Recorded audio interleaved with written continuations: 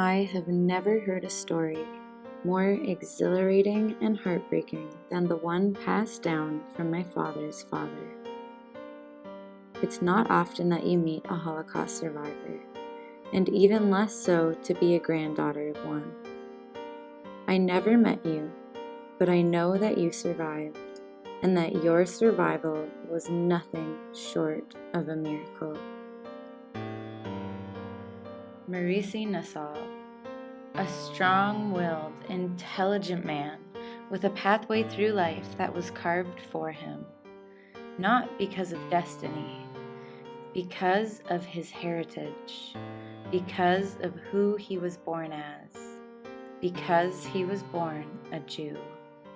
Muricy was born December 25th, 1913, in Kutno, Poland. Although anti-Semitism was ever present, before the war there was still a community that interacted, traded, drank together, and shared stories together. But when the war started, it all changed. Families and neighbors lost communication for fear of retribution and punishment by authorities.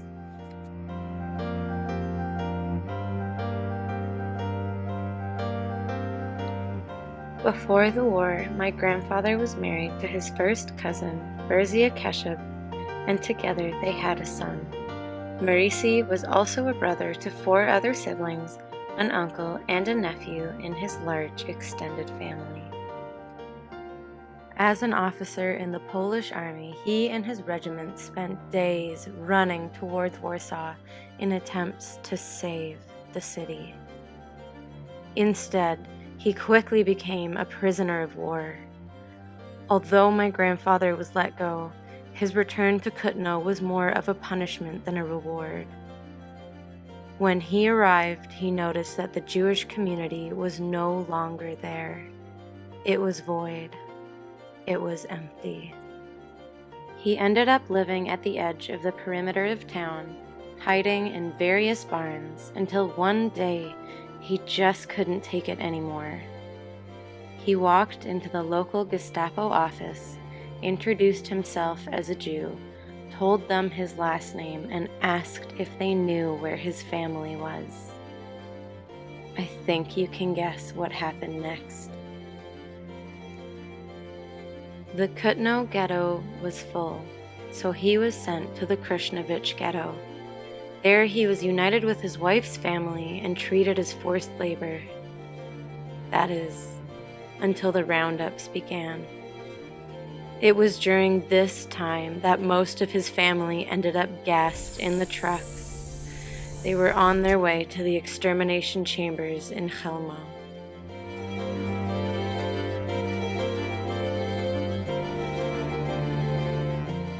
Although we don't know how, Muricy escaped and joined the partisan movement.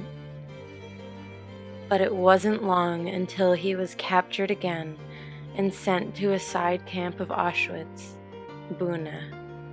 Uwaga! Uwaga! Nadajemy komunikat specjalny. My father was informed by other survivors that most prisoners did not survive this camp.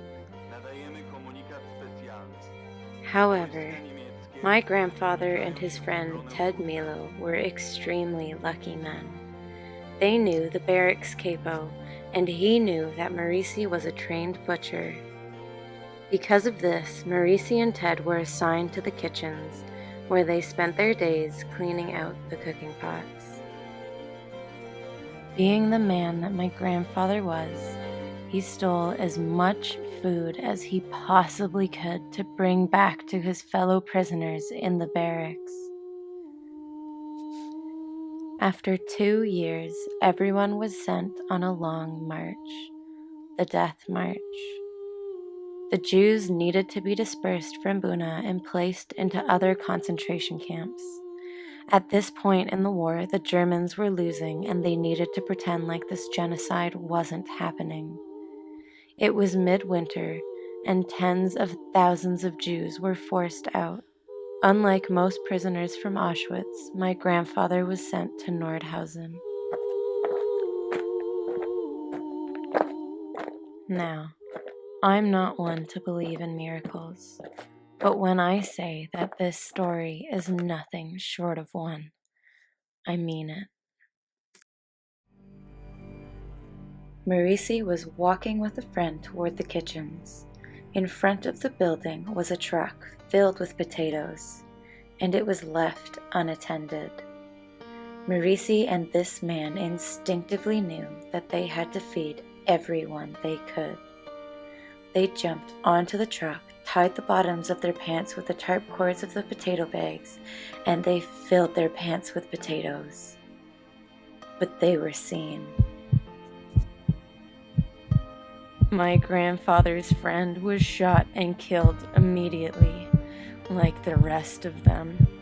My grandfather was able to jump off and roll under the truck to where he hoped he would be safe, but the guard who had seen his attempted escape called him out from under.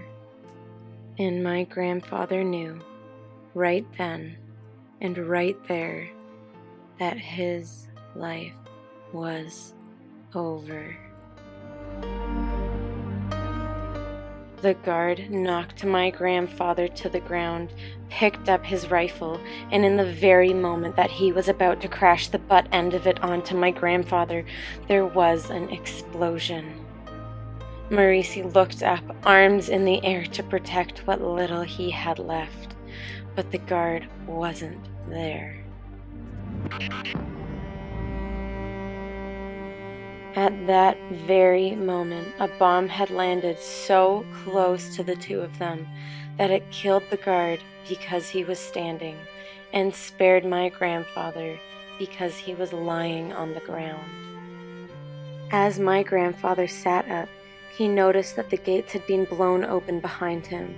Frantically, he pulled the boots off of the dead soldier, put them on his own 2 feet, and ran into the woods, all with his pants full of potatoes, and he remained living there, hiding until the end of the war. Marisi spent years trying to find and write relatives. The first man he got in touch with warranted against it. Canada was not welcoming Jews at the time, but after many more years of searching, his uncle, Udam Nussel, sponsored him, and with that he was able to take a boat to Halifax. Marisi met my grandmother, Ruth, in Toronto. He told her that he didn't want a family, and that it would be too much for him. So, naturally, they got married and had another 5 children. About 16 years ago, I gathered my siblings and our mother together to discuss the stories of my father's life before, during, and after the Holocaust. I set up a video camera to capture all the nuance.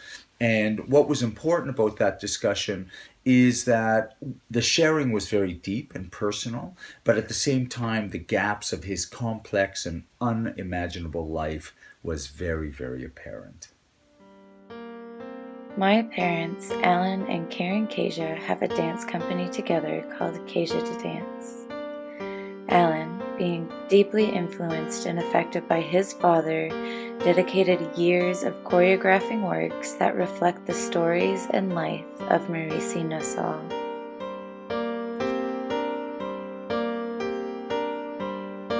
Your story and the story of other survivors are agonizing.